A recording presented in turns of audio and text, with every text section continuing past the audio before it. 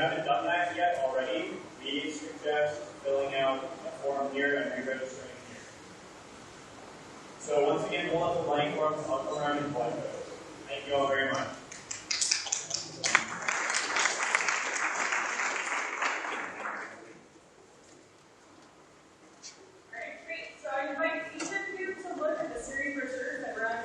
There's also some additional ones available at our welcome table for the rest of the series schedule. And this is a really exciting series with a lot of really good talks, so we hope we'll see you in future weeks. We'd also like to take a moment to thank our series co-sponsors for their financial support of our program. For a full list of those sponsors, I again refer you to the series brochures. You can also find them on our website, universityymca.org. Sign language interpreters are available for any speaker in our series if you have a couple of days' notice. If you know someone who would be interested in receiving those services, please contact our front desk, or you can give us a call at 337-1500. Friday Forum is rebroadcast on web, 90.1 community radio, Urbana Public Television, and we are also live streaming the talks now, so if you ever can't make it here physically, you can watch the talks online. We usually post those on our Twitter and our Facebook, and then later we'll put them up on YouTube. So you have a lot of opportunities to access Friday Forum even if you can't be here physically. After the presentation, we'll begin a question and answer period using this remote microphone. This microphone requires you to speak directly into it in order to be picked up. I know it's awkward, but please do that. It helps everyone hear your questions, particularly Jen Wall. That way we can make sure that you answer the question you asked and not the question that you think. If you need to leave at any reason during this presentation, for class or another reason, please feel free to discreetly slip out. Jen knows there will be a mass exodus around 12:50. She will not take offense if you go to class. If you are a student who's here for class or another form of credit, please make sure that you sign in. You can circulate a sign-in sheet. There's also always one at the welcome table in case it doesn't make its way to you. And with that, I'd like to invite Joe Edwards, who's currently one of the co-presidents of Students for Environmental Concerns, to introduce today's.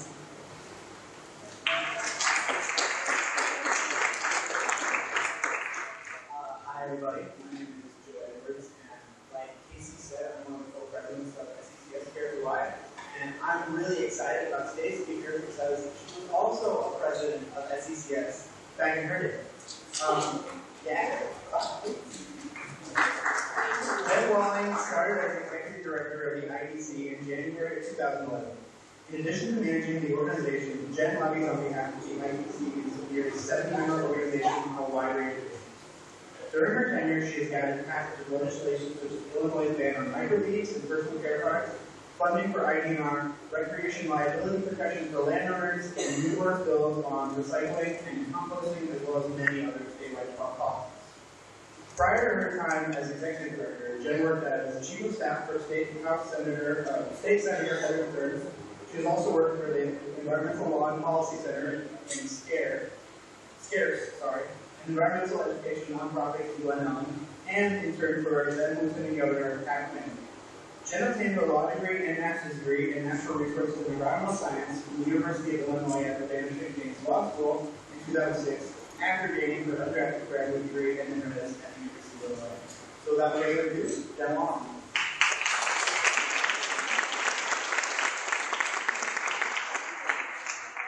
Good afternoon, everyone. I am really excited to be here. I've never spoken to a Friday Forum before, but I have attended many of them in the past. This is really exciting.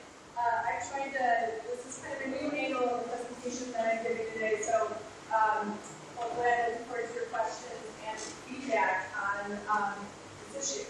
So we're going to address the politics of climate change in Illinois today, and I have a little bit of a national perspective, and we're also going to talk a little bit about how this is going in state perspective. So just a little bit about my organization first.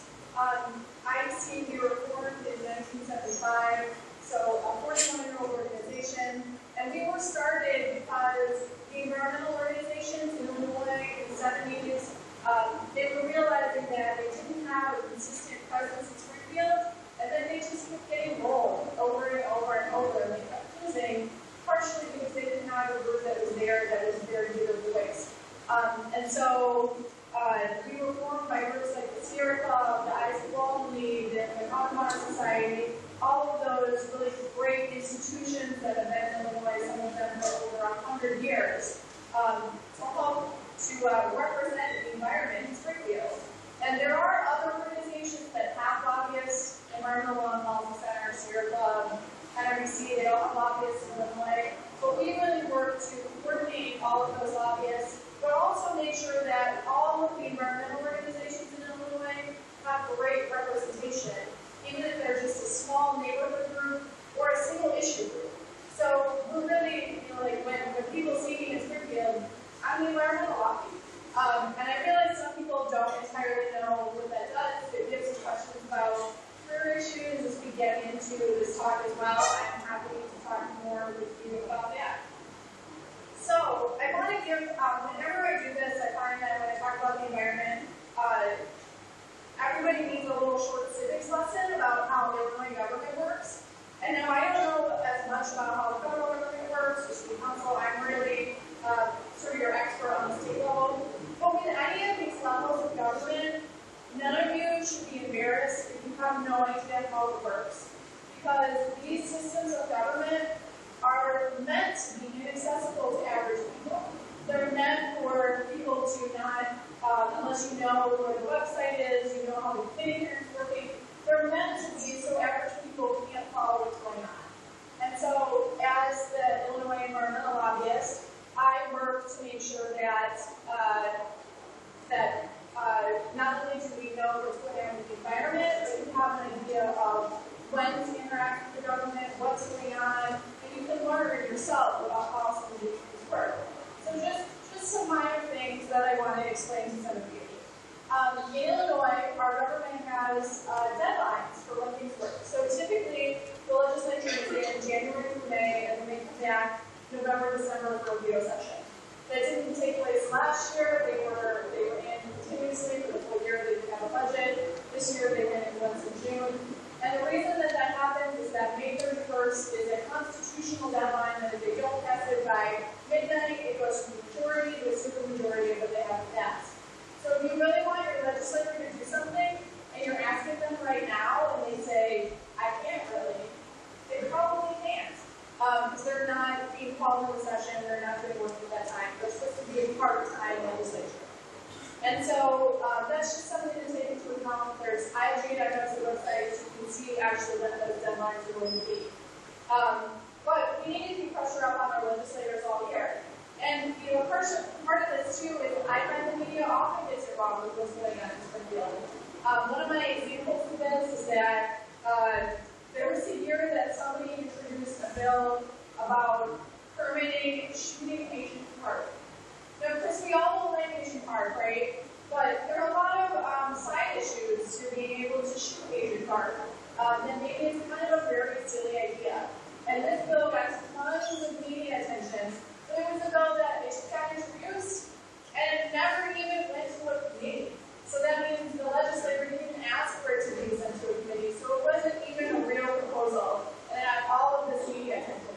Whereas that year, I had a bill that was about a fine disposal facility. PCB is being stored in the plastic bag in Lake Michigan. And I got no media attention to it, despite our work on it. And so, following your favorite advocacy organizations and figuring out what the pressing issues are, really important. And also, I did gloss over some of these small things to make our talk too, but it's much easier to make a bill not go than to make it go. So when you're an opponent to a bill, it's much easier to kill an idea than to have one. Another important thing is that in Springfield, and this is really important to the work we're going to talk about today, legislators like to see you come to an agreement as much as possible on an issue. So if you have opponents, even any opponents, they may stand in the way even if they're not politically powerful. There are times when you can move forward when you have opponents, but it can be really difficult. So legislators love and agree to a bill. And then finally, I show me the roll call. Before we call any bill, whether it be in committee or on the House floor, we want to make sure that it has enough votes. Which sounds kind of silly, but people often ask, why don't you just call the bill and see what happens? But if you have a bill that fails, you might never get to call it might be stuck in their spot and not wanting to vote on it. So yeah, there's a lot of politics to even calling a bill and bringing it. So today I want to talk about how the Clean Power Plan and climate change are influencing the state legislature and how we're thinking about it. So I don't know if folks here have heard about the Clean Power Plan. How many people here have heard about the Clean Power Plan? That's a good number here. But so the Clean Power Plan is a historic policy introduction and could be a historic policy achievement. It's really the first time, and this is a federal bill, or a federal rule, not a bill. So it's a rule promulgated by the Environmental Protection Agency, and it's the first time where we're really on a full scale regulating carbon emissions. Wow, I'm something very loud, so hopefully people can hear me. Good. We're suddenly regulating carbon emissions from the existing power sector, from existing power plants. There are already carbon regulations that are on new power plants. This is for the existing power, the whole power sector. And different than other air pollution laws, this law has to do not with what's coming from the smokestack, but from the carbon produced by the usage in the entire grid, which is different than any of our air laws. Other air laws look at what you're actually sending off into the air, and this is looking at the grid. And so this rule was introduced in June of 2014. It was finalized last year, and it is currently in a stay before the U.S. Supreme Court, which is highly impacted by the vacancy on the Supreme Court. So we don't know when it's going to go into effect, but all of our legal scholars, national legal scholars looking at it, think that it really has a very good chance of going into effect. And there are portions of it, like the Clean Energy Incentive Program, that's a program that if you're an early adopter of some of these policies, you actually get some credit. And so those are programs that they're rolling out, even though we don't know that we're going to get to a point with the Clean Power Plan. So what's different with this, and this is a 32% reduction in carbon emissions from 2005 levels by 2030, what's different with this compared to other plans as well is that it's state by state. And so different states have different goals that they need to meet based on what their current power setup looks like, and the economics, their current policies. They really looked at all of them to make sure that these goals were achievable. And so our plan has us for 31% reduction by 2030 from 2012 levels. And these have changed a little bit, but I still like how this is set up. In the introduction of the bill, there were 4 items that you could really look at as a state in reducing your carbon emissions. One of them was the efficiency of your coal plant. One of them was fuel switching from carbon to natural gas. One of them was renewable energy and nuclear power. And the final one was energy efficiency. So for each of these in Illinois, there's not a ton that we can actually do with coal plant efficiency in Illinois. It's something like less than 6% of what our total emissions reductions could be. So it's not a really significant portion of this. Although there are coal plants that are closing, that could be a significant portion of it as well. And fuel switching from the environmental community, coal to natural gas, we don't really want to see natural gas as a huge segment either, because it is also a source of emissions, and it's also a source that through hydraulic fracturing, where most of it's coming from at this point, is extremely problematic in other environmental ways. So we have some concerns about that as well. The renewables nuclear section, we have a lot of nuclear power in Illinois, over 60%, and I'll talk about how that is impacted some later. But nuclear in the final rule is less of a benefit than it was in the introduced rule, so that went down. Of course, renewables and energy efficiency are the way we want to see things go. With energy efficiency, that's also, its significance is reduced in the final rule, but there are a lot of incentives for doing that early. But energy efficiency is really important as well. So that's the basics of the Clean Power Plan, really historic, right? So, I've been at other talks like this where, and this is kind of the premise of what I'm getting at. Folks have often asked me, how do I get Republicans to believe in climate change? And I'm getting a little bit partisan here when I talk about that. But it really ends up being kind of true that there is a huge partisan divide. There's a huge partisan divide in politics. If you look at any of the research, and there's a partisan divide in our beliefs about climate change.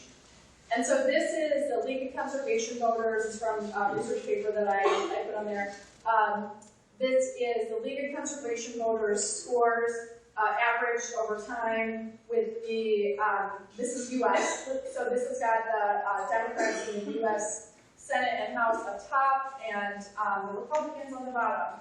As you can see, just from the LCV scores, there's this enormous partisan gulf that is happening that wasn't always there. So that's something that is entirely, it's problematic, and how do we get over it? So one of the things that we also, that's a very negative thing, especially in the House and Senate, with Republicans being in power at the federal level. But I think that there's still hope. There's a lot of hope on this issue, and I hope to give you a little bit about how we talk to all people about addressing this issue. And you'll notice I'm not even going into the science here of climate change, and I don't want to, because I'm just going to start with the assumption that, scientists have told us about this issue. And there are over 1,000 independent lines of scientific inquiry that point to a warming world, and point to a world where that is caused by carbon pollution. And this actually is not one of my favorite issues to work on because, especially when you think about this carbon pollution and it's some invisible force that we don't necessarily see, like acid rain, where you would actually see the profound impacts of something. Although that took a while to be visible as well, especially as there were increases in sulfur dioxide emissions and all that.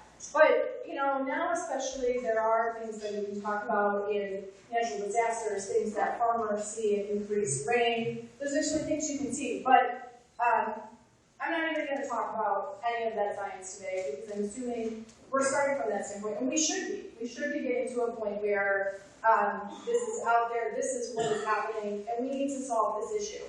And the vast majority of people all over the country are on the same side there, even though it's presented in even light all over the place, but it's not where our country is. And so in Illinois, this is a map from the Yale climate model, where they looked at opinion by county. And I pulled out Champaign County, but in Illinois, we're somewhere in the 60s for the percentage of people that believe global warming is happening. And this is Champaign, Illinois, is actually the second highest county in the state in terms of opinion about the thing that is actually happening. So congrats to Champaign there. Some other things here. This is policy support for the different things that we would like to do to solve this issue. Funding research into renewable energy sources, regulating CO2 as a pollutant, carbon taxes, etc., and some of the beliefs too. I showed this for you, and I know this is going to be kind of hard to read here, but I showed this for you for some hope on this issue, because even though we talked about that partisanship divide, here we are looking at polling support where the vast majority of Illinoisans are on the side wanting to do something.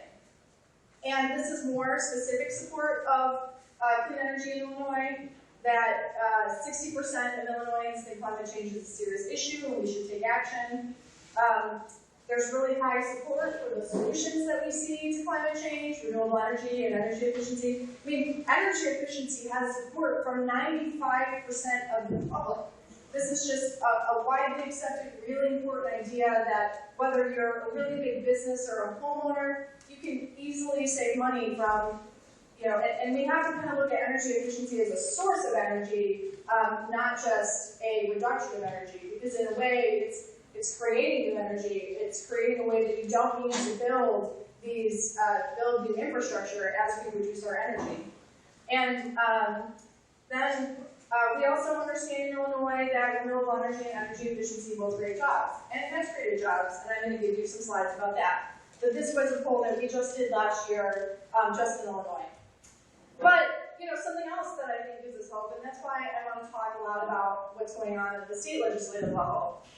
This is a little bit about what's happening with my organization's scorecard by Carnegie Chamber, and this is a little bit of an ugly graph, I apologize. But the red are the Republicans, the blue are the Democrats, and you can see actually they're getting a little closer. I mean, it varies year by year, depending on what issues come up. But we really are pushing and making these bipartisan solutions, even though I think we've seen more and more really Tea Party members elected to the state house and the state senate that really just don't think they think climate change is not real and they don't want to do anything about it. But we also have, this ends up being a very bipartisan issue, especially in suburban areas where families believe that we need to do something about it to protect our children. So it influences both Republican and Democratic legislators about really taking action. So I feel very hopeful for the state of Illinois.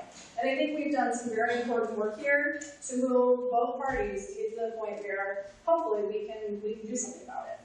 So this is a little bit of the policy we have done in Illinois. And I want to start with, who's here heard of the Illinois Clean Jobs Bill? You guys over there, face to place, so this is some people, but definitely not as much as the Clean Power Plan. So the Illinois Clean Jobs Bill is a response from the Illinois environmental community about how we meet and exceed the goals of the Clean Power Plan. And we propose it through mostly renewable energy and energy efficiency policies. So I'm going to go through what we already have in Illinois, because we're actually doing some pretty impressive things with these.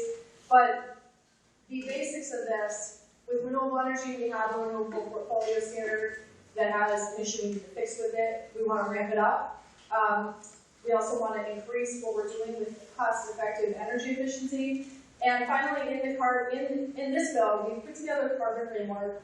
The carbon framework we've suggested is a cap and invest system. So it's a system where you would cap and put a price on carbon, and you would invest the proceeds in the good things that we want to see, like renewable energy and energy efficiency. Some of the things just with the carbon framework, just the struggle even within our own community, with cap and trade, we work a lot with environmental justice communities that are really concerned about a trade system that would allow pollution hotspots to remain in environmental justice communities. So we're a little bit leery of where trade might go, but not opposed to it. We just need to really look carefully at where that might go. But so I just want to be clear with this. This is a bill about climate change. This is absolutely a bill about addressing climate change in a really significant and powerful way. And you'll see we've taken this to a point where it has bipartisan support, a lot of support, and we're pushing this as a mainstream energy source. So I just want to go through what we're already doing in Illinois, so you're up to date on that. So we have renewable energy portfolio standards. Many states have these. Illinois is 25% of the renewable energy by 2025. I mean, are you fixing this slide, or is this 2026? And then there's some, you've got the carve-outs for wind and solar. So our renewable energy portfolio standard has done amazing things for Illinois, but it's broken. It's broken through the intersection of other unrelated energy policies, where it is a very complex issue. I can point those of you who want to read more about it to a very detailed article. But it basically ends up being an accounting issue where it used to be that ComEd and Ameren were the only people that sold you energy. And now you can go out, you can do municipal aggregation, you can choose a different person to supply your energy. And there's different requirements for ComEd and Ameren versus those small suppliers that my suppliers are. I don't know if Urbana or Champaign are aggregated. Yes, they are. So yes, you're getting it from not from Ameren or Illinois Power. You're getting it from whoever has bought that aggregation program. But those aggregators have to comply with renewable energy standards in a different way than ComEd and Ameren did. It ends up putting stuff in actually 3 different buckets that you can't use together. So it makes it really hard for Illinois wind and solar developers to access that money. So last year we did build some wind, but in 2013 and 2014 we built 0, and we're supposed to be ramping up, and that was because of the break in this policy that we needed to fix, and that would be fixed by the Illinois Clean Jobs Bill. There's also an energy efficiency standard, and I know a lot of people like to think about clean energy and they think about a wind turbine, about a solar panel, but I just tell you, energy efficiency is the quiet giant of clean energy. We have a standard that we're supposed to now be getting 2% reductions by 2015. We're not quite meeting that because of this rate cap. There's actually a rate cap on consumers saving money. We have a cost effectiveness test that everything you buy with energy efficiency dollars needs to be extremely cost effective.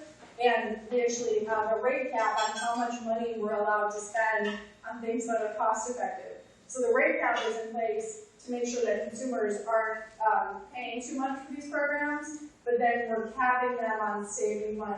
So it doesn't make a ton of sense. That's something we'd like to see held back so we can really go after all of the cost-effective energy efficiency. And in our Clean Jobs Bill, we propose a 20% reduction in energy efficiency instead of 2% each year, which is a major, major reduction. So that is pretty exciting. But this already, Ameren is not known as well as ComEd in these, but ComEd has just done a really fabulous job of going after the energy efficiency goals and providing these programs. So really important. And this is, I talked a little bit about where we're going with our proposed framework, but that the capital investment system. Let's skip over that one. But this is the other portion that we like to talk about. When you're out talking about clean energy, this is something really important. The Clean Energy Trust and other organizations did a Clean Jobs Illinois report. You can get that online, cleanjobsillinois.org. And there are now over 100,000 Illinois workers employed in clean energy jobs.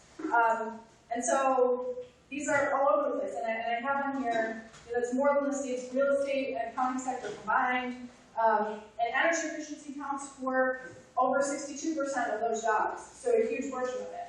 And people often ask me, what are those jobs?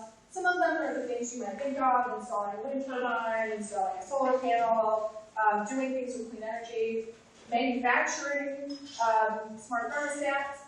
But there are people who go and make sure your house is optimized, that you've done your weatherization so you can save energy. There are people that those clean energy companies have to hire to help support those people, like accounting or administrative things that are in the clean energy sector. So a lot of jobs in the clean energy sector employing Illinoisans right here, and we want to see more of those. So I like to throw some of these into, I got here some of my favorite books with this, How to Win Friends and Influence People, and the next one I got here is Vegas Yes. I'm just throwing this in here because I think we often forget when we're trying to influence people, and I got to do a lot of work to influence legislators, and I can't go in there and go like start arguing with them in a way that you can see on the internet. I mean, like, you can't actually do that in real life anyway. Like, you walked up and said all of the things that you see trolls put in internet comments, and that's not a real discussion.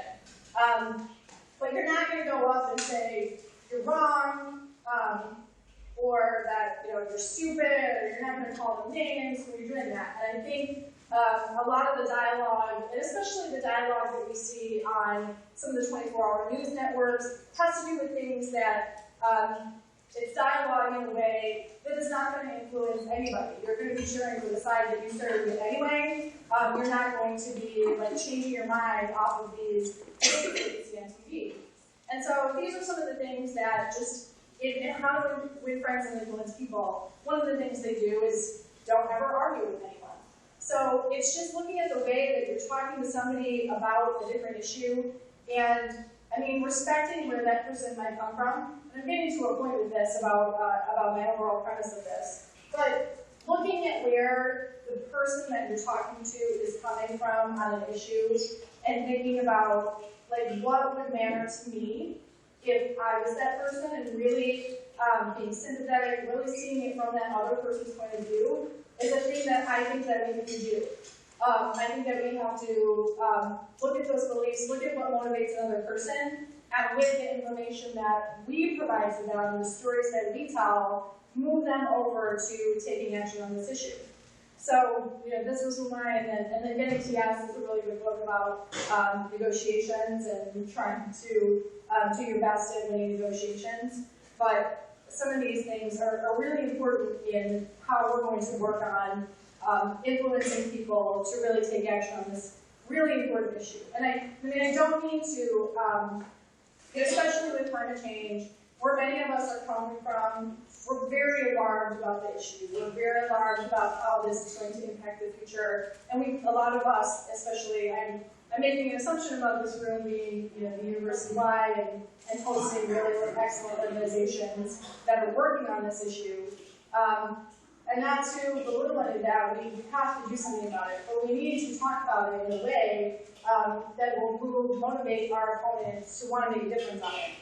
And so, a couple of things that we've done in Illinois, notice that we called it the Illinois Clean Jobs Bill. We didn't call it the Illinois Climate Change Bill. We didn't call it the Illinois Carbon Framework Bill. We really called it the Illinois Clean Jobs Bill. And for some of our messaging, particularly the people that we think we can impact here, that was something that was motivating to more legislators than just climate change. And so here are a couple of studies that have been put out about our bill. The Citizens Utility Board, which represents consumers, found that our bill would save $1.6 billion by 2030 for the energy efficiency measures. And that's more than would be spent on the subsidy that would go to renewable energy, so it actually is a cost savings to consumers. And the Unit of Concerned Scientists had estimates about overall saving the Illinois energy consumers $12 billion. And I'll give you an example. Even with renewable energy, it's entering the market in a way that saves people money. So in 2014, with the renewable energy that we put on, the Illinois Power Agency did a study where the subsidy, because the way that the renewable portfolio standard works, you pay a very small amount on your utility bill that goes into a pot that is used for pure renewable energy. And so in 2014, that subsidy was $167 million. The Illinois Power Agency found that the cost impact of that renewable energy on the grid saved consumers $170 million. So there's actually more savings to renewable energy than the cost subsidy that we put on it. So it's just this, economic diversification. I find that that's something that is really important as well, that we're not putting all of our eggs in one basket as we move forward. That adds to the argument. So these are some of the things that our media team put together. There are other bills that are out there, which actually I'll talk about as we get to the end here. But there was a study done by the Illinois Science and Technology Institute that found our bill would create or maintain on average 32,000 jobs by the year 2030. That's in addition to the 104,000 jobs that are already out there. So we're really able to take the research and prove that this is something that will bring a lot of jobs to Illinois. One of my favorite arguments on this too was, I was out at something in Rockford, which is suffering really badly from unemployment, even compared to other parts of the state. And one of the organizations there was an energy efficiency organization that does a lot of work, especially with manufacturers out there. And one of their points was, you can't, energy efficiency jobs are not something you can outsource. There's the manufacturing, etc., but like energy optimizing a building, you can't move the building, so you have to keep the jobs here to address the issue. So it's a really good way to keep things here. And also, some of the manufacturers make the point that sometimes, because of how old building infrastructure gets, it can be cheaper to go somewhere else and build a whole new energy efficient factory than to upgrade your current building. So providing those incentives to really upgrade with energy efficiency your current building can keep jobs and manufacturing jobs in Illinois. So these are really important incentives for the whole jobs and economy there. And this was our bill. We have over 60 co-sponsors in the House, and over 30, I think we just hit 30 in the Senate. There's more on there now, actually, than this one. And you'll notice Scott Benton is on here, and Carol Evans was on the one before, your local legislators. But part of what we've done, and that list that I gave you is a bipartisan list. And, especially what we think the partisan divide is on climate change. This is a column that we ran in the Daily Herald from 3 House Republican legislators. This is an op-ed about how we really have to do something about climate change, and we can do it by bringing jobs to the state. And so I thought that this was a really remarkable act of, especially our media team and our legislative team of being able to pull this together, where we actually have, and we ended up with 8 Republican co-sponsors in the House, almost 20% of the Republicans joining this, because this is something that is good on all sides, good for the economy, good for the environment, and they can take it from that perspective. So really looking at people, and that's, sort of a simple answer to my question that I started at the beginning, and that's how are you going to talk to these Republicans that don't believe in climate change about climate change? And my answer there is just that you don't. You need to go to people where they are and figure out what are the things that interest them, and figure out what are the side benefits to the policy that you're going to propose that have an interest to them. So for us, it's jobs and economy that are going to move these folks that just, just on the like, oh, we should do something about climate change, we should reduce carbon pollution, just are not going to be motivated by that. So thinking about the things that motivate them in a really serious way, and getting to know, these people that want to interact with this policy, it's incredibly important. So that's sort of my simplistic answer to this really complex issue about how we're going to move this. And I'll just end with a little bit. In Illinois, we're still working on the Clean Jobs Bill. We have some hope that we'll call it during veto session, but despite the strong support that we have for it, the things that are harming it are that we're not the only people asking for something within the energy sector. There are Exxon would like subsidies for some of its nuclear plants that are really ailing nuclear plants that are not profitable. One of them close by in Clinton actually is the one that they most have first on the list closed. And then you may see, and ComEd and Ameren want to change their rate design so that they can be adapting to these issues, but also, be more profitable. And then there are coal companies that are going to want subsidies too. So there are a lot of people out there in the energy sector. And I think that in the end, it's probably going to be an energy package that puts a lot of things together. And I see this as something that might come up as soon as the veto session. Might be something that gets pushed into the next year, but it's something that has to happen. And being tied to the urgency that these other plans are expressing is not necessarily a bad thing in terms of making our issues urgent. But to me, the test for whatever energy package we put together is going to be how much it prioritizes renewable energy and energy efficiency. I think we're at a point with the environmental community and with these sources where we've developed our own internal power enough that we cannot support another bill that doesn't prioritize renewable energy and energy efficiency over other sources and their development and growth. So that's, to me, the task of what we have to look at, and energy packages and energy policies that will come up. And I think we're well on our way there. And it's support of lots and lots of people have been involved in this issue in contact with their legislators.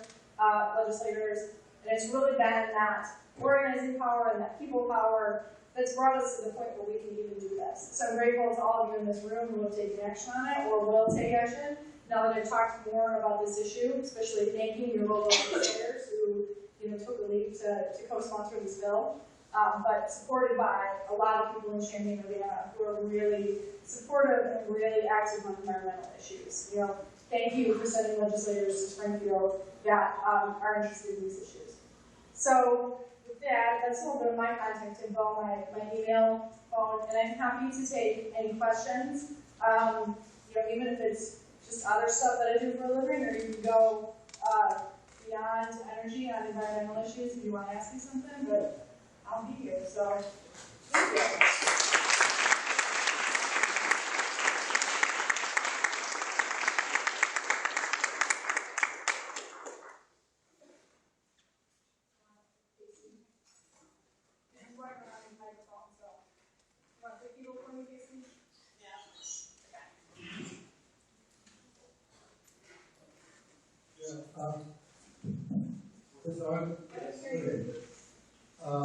I agree, it's very important to make a close contact with the legislature.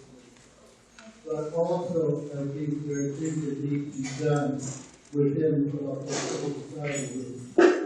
and particularly the relationship between organized labor and the environmental community.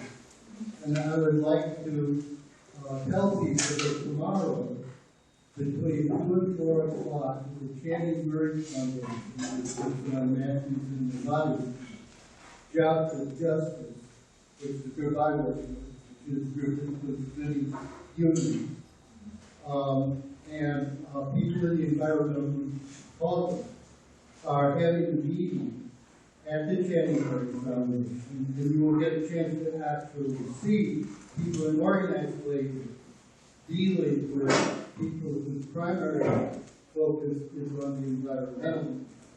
The jobs issue is very important. There are in some instances, jobs can be lost. Unfortunately, jobs can be lost. But in many others, there is a real mutuality of interest that people just within the labor movement, just within the environment, sometimes overlook. So I think locally it's very important for them to 2 to 4 in Channing. Yeah.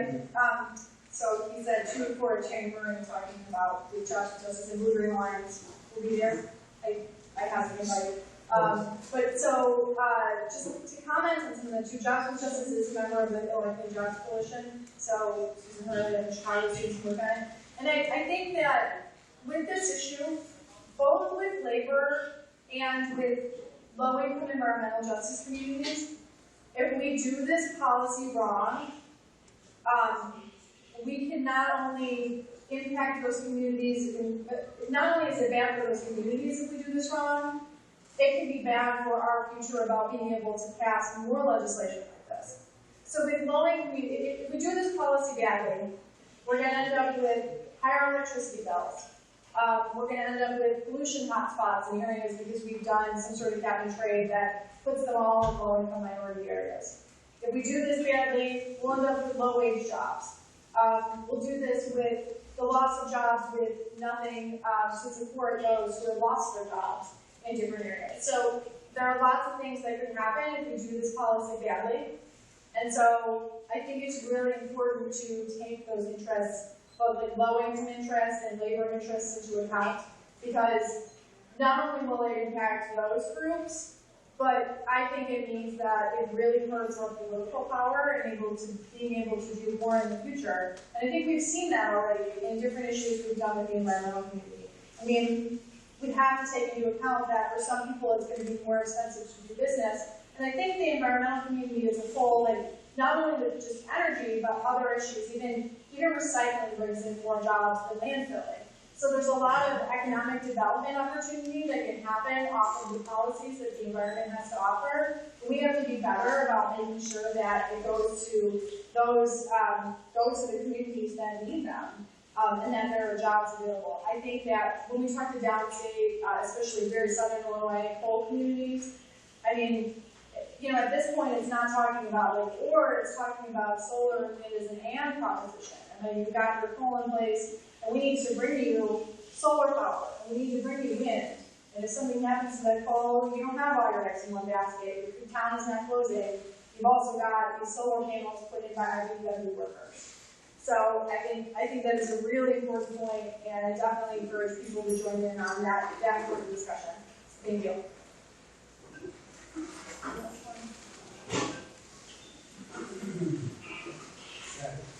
I got here a little late, so I don't know if you addressed this, but any thoughts on the actual state power plan, as far as viability, Yeah, so went through a little bit of what it is.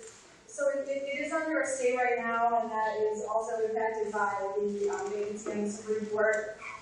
I still think that it's something that is going to withstand legal challenges, that it is going to go into effect. So I think that this is something that, we need to look at, not just long term, but short term, being something that we have to prepare for that is going to be there. I'm really optimistic for it. I mean, of course, that you can't have an election that is much sharper in terms of presidential candidates and their views on the Clean Power Plan. And you've got one that embraces it and one that just no. So I don't even know what it is. Yeah, no, right? But on climate change with our plan, I mean, it's very different. So, I mean, I think that will play a huge role in this, but I think that the sooner states move to address it, the cheaper it's going to be for them, and the more that they're going to beat other people who are competing in the same economy. So. Just quickly, first of all, thank you. Thank you. The slide we have up where it says one friend and influence people. I think that's very important, especially for young people. Just relationships, and for older people as well. Relationships. You can't just go in, tell them your side, and expect people to come to your side. You have at least first try to be friendly or have a relationship. So I thank you for that. Yeah. So, and how to win friends and influence people is overlooked by the other. So I still think that it's an important thing that we need to look at and being able to, I'm in an area where I work with a lot of people who are state legislators who I really disagree with very strongly on a personal level. But to me, those people are not my enemy, the people that I disagree with strongly. The people who are my biggest enemy in the work that I do in Springfield are those people who have a closed door and won't even talk to me. And so what I need to look at in my development of relationships is making sure we always have an open door, even if I completely disagree. And I'll just throw a little, sometimes a little anecdotes from my work. My very first year in Springfield, I was working on something that the chemical industry, Council of Illinois lobbyists really was opposed to. And he was kind of mean to me about it. And actually, I do apologize for something he said at a public meeting. And I was like, like this guy's Dow Chemical, this guy's got all of these, polluting organizations. And I was like, I am never going to work with this guy again. This is just, we're always going to be enemies, right? And I was going to write well. I mean, it was so polite. It's just my nature in being with people, just, being polite. But the next year, the very next year, we actually had 5 bills that we were on the same side of. And so one of those bills, for example, was the Chemical Industry Council of Illinois represents the manufacturer that makes the glaze in triple glazed windows. So they very much support energy efficiency building codes. So they were on the same side as us in that. And then there was a coal gasification plant that was going to, pollute the environment and raise rates that their manufacturers were opposed to. So we're on the same side of 5 different issues, got to know each other much better. And then when the microbeads issue came up the next year, we were the first state in Illinois to pass it, partially because we developed that relationship of trust where, we moved on where we were willing to go on negotiations, they moved on where they were willing to go, and passed our first law in the nation. And so, not having permanent enemies, I think, is something really important to this work. Nancy? Yeah, first, thank you. This was very important. I appreciate it. I did want to say that while I'm a supporter of the Clean Jobs Bill, I am concerned about nuclear being kind of thrown in the same sentence bill as could you talk a little, I know you mentioned Epsilon, that's one of the things that you're running. Could you talk a little bit more about where nuclear is fitting in with the social thing? Sure. So, just from my organization's standpoint, we do not view nuclear energy as clean energy. There are not only creating nuclear waste that's not clean, but mining issues that are doing things that are very polluting industry that is incredibly problematic. We're trying to do uranium mining right near the Grand Canyon. So it's not a source of clean energy. We do not view it as such and do not put those things together. But when it comes to this with the Clean Jobs Bill, I mean, there is an urgency in keeping those jobs that is, that urgency is helpful to us with the Clean Power Plan being proven that they need to address this issue, we need to address this issue. But the other thing that, I do have to say, and I do have to admit to some of this, even though we don't want more nuclear power, and absolutely, not building more, for sure. But with these current plants that are in place, they're all plants that were built in the 70s. And there's some of them that, even to the point, really haven't been completely retooled that have 70s technology. I mean, there's safety portions in it, but 70s technology in some of this. But for us, if these plants close like today, we do produce more nuclear or more energy than we need in Illinois, so we're an energy exporter. But if we had a bunch of these plants close, they would be replaced today by fossil fuels, by coal and natural gas. And I think that this actually could work out really well if we develop the power and incentives that we need to grow renewable energy and clean energy. We could actually get a decrease in nuclear power as they will be going offline in the next 10, 20 years of all, most of these plants that we have in stages because they can't be recommissioned anymore. And renewable energy and efficiency will be growing at that point. So we can get to a point where we replace that nuclear power with something that is clean. So in that way, it's something convenient, but it's not something we're not going to be out there championing any new nuclear energy plants being built. And I don't think the Clean Energy Plan really incentivizes new nuclear power, but we do have an issue with it. It is tough to be in the same area as these energy sources that we're not interested in. So that's why I definitely see this test as, can we prioritize our sources enough that we're actually getting a much greater subsidy than they are? That's an important test. So I'm going to have to look at whatever the final energy package is and if that is in place. But definitely, we don't support nuclear, but it's kind of the way I see where the system is going, which could actually be very helpful long term, or even in the short term, 5 or 10 years. So not great, but I agree. That's another legislature issue. I refer to Sierra Club. And I'll repeat the question too. Okay. I heard a proposal to require pollution insurance on oil pipelines as a legislative proposal. And this seems very important given that we're talking about, current and maybe near future large-scale oil pipelines coming to the state. Do you know where that stands? Is there other people we should be leaning on to find that? Yeah, so he asked about Sierra Club proposal to work on insurance for pipelines. And this was specifically environmental insurance for pipelines. I think this was House Bill 6165, Representative Emily Casey had it. She's in Joliet, and she's got pipelines like actually in her backyard that have exploded. And so she's really impacted by it. The pipeline issue is incredibly difficult, and I even have, we've had lawyers do some memos on this stuff that when it comes to Illinois, and the Dakota Access Pipeline is going through Illinois, but in terms of people actually like being able to pass legislation to regulate them, there's really very few things we're even allowed to touch because the federal government has said states can't regulate these are ours.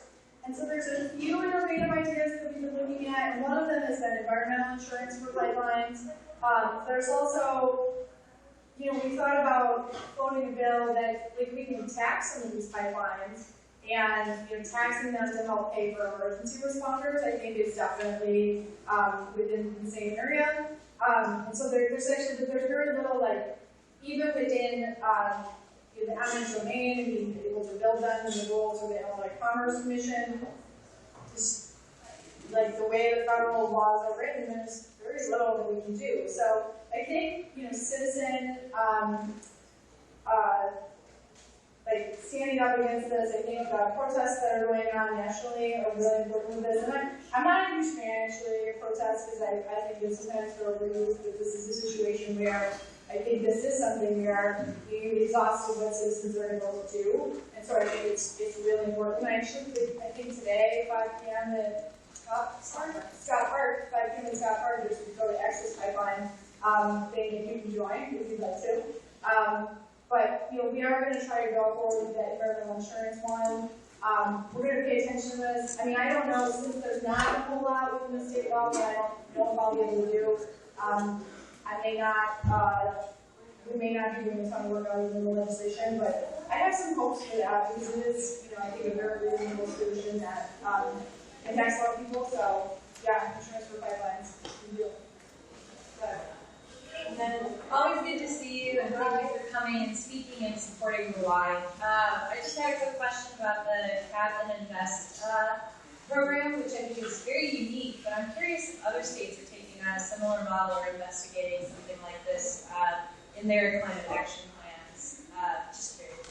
Yeah, So I don't know that I've seen exactly like this. There are some regional power trading networks that the Clean Power Plan already takes into account. The RGGI one, which is the New England area Greenhouse Gas Exchange, and then the one that's just the state of California. The Clean Power Plan takes those into effect. But I mean, I think that there's a little bit where like states are thinking about what to do, but in terms of like a carbon proposal, we may be a little further ahead just because of the other legislative contingencies that are happening right now. And so I'm not really aware of other states that are contemplating the carbon framework portion, but I know there's a lot of states that are doing to prepare, but those are the only ones that I'm actually aware of, are those two changes. Thank you. We're going to take 2 more questions that I have lined up. Thank you. Thank you for coming today. That's very interesting. I read a newswire 2 days ago that Google just opened a 5 megawatt solar farm down in Florida. And the same argument that they developed a solar farm for Disney. And they have, I think, 3 or 4 other solar farms in the state of Florida. You know, Walmart has indicated that it's getting more into for its own operation, its own businesses. To what extent do you see that happening in the state of Illinois? Do you think that kind of thing is going to have a negative impact on clean energy as we move forward to goals you mentioned earlier? Yeah, so we asked about different companies being behind the building and ownership of renewable energy like solar panels or wind turbines, and I think absolutely these big corporations are getting involved in building renewable energy in a large scale way. I mean, so I'm not going to get this right, but when I said, 2015 we actually did build some wind, that wind, I actually think it was a Microsoft data center. So there was a wind farm built to support Microsoft in Illinois, and it was the only thing built because of Microsoft. And Google and Facebook have built large turbine farms in Iowa. So I definitely see that as something that's coming, and I definitely, with solar panels, there's so much that can be done with, if you're going to have a big retail store, put a ton of solar on it, right? So that's, like the commercial sector is something that is really important. So I do think that that will have an impact, but there's so much that, business can do so much that there are policies in place that in some places will make that harder.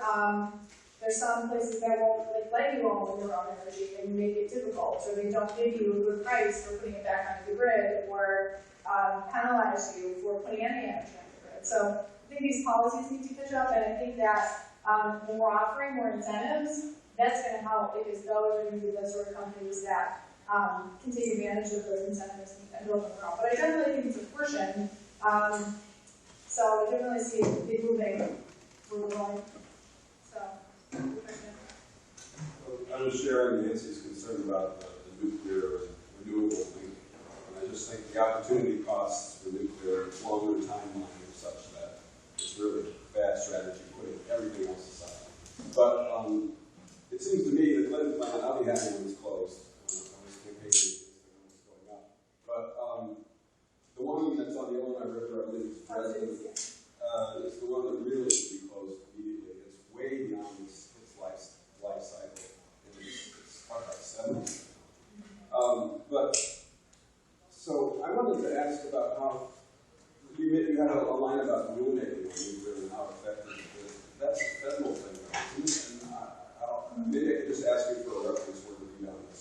Also, the Clean Power Plan, within the Clean Power Plan, the final federal rule, there is some portion where there is a incentive for existing nuclear within that.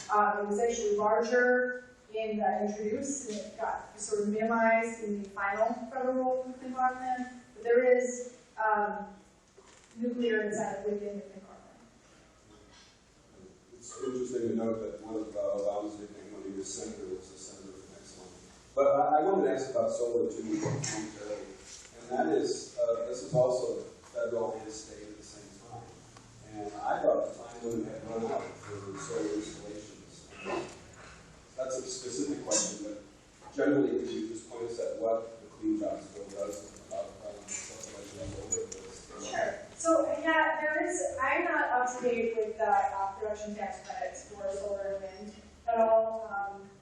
Should be, but I'm not. So I don't know where the federal price is in that. But within the Illinois Clean Jobs Bill, and even within what I think conventional cap, there's a couple of things. I mean, first, there's just the renewable energy portfolio standard. I mean, it is ending up to be a subsidy because there's money put into a pot that the Illinois Power Agency, that from the utility bill, that the Illinois Power Agency will use to procure solar power and wind energy, and there's a carve-out that we have in Illinois for distributed generation for solar. So we've already did $30 million last year that we pulled out of state from being swept. So that is something that is going into effect. But there's other policy things that are in the Illinois Clean Jobs Bill that I think are really important. So one of them is the community solar. So this is where you could put solar panels on the Y, and with Nancy could own one.